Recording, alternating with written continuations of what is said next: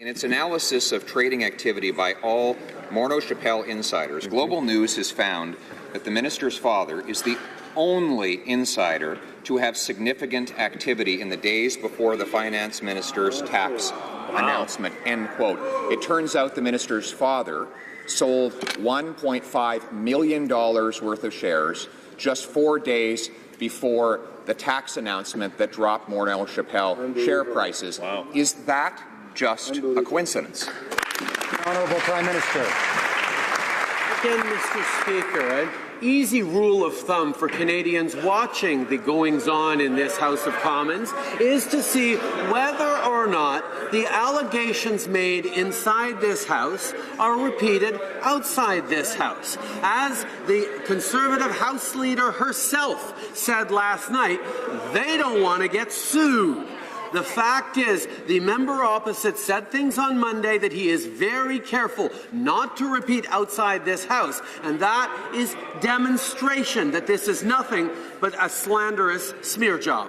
The Finance Minister and Prime Minister keep threatening MPs, telling them to go outside. Well, outside of this House, they've been given every advantage. They have family fortunes. I don't have a family fortune. They have teams of high-priced Bay Street lawyers. I don't have a fancy lawyer, but what I do have is a seat in the House of Commons, and whether they like it or not, in here we are equals, and I have the right to ask them questions no matter how much more money they have than I do. So why don't they stop threatening members of Parliament and just answer the question? Mr. Speaker, there are no secrets here. What has clearly been the case is that I have reported all of my assets. The sale of my shares, which I made when I came into office, has been reported in the newspapers. I presume the members of the opposition can read. So what we are talking about, Mr. Speaker, is the fact that I moved forward to sell some shares. And what we did, Mr. Speaker, is we then moved forward to make sure that we were following every one of the rules of the Ethics Commissioner. I will continue to work with her. I am disappointed that this House has gotten to this low level of discourse. He and his father have sold their shares right before the introduction of those measures. Again, simple question. Is that simply a coincidence? Minister of Finance.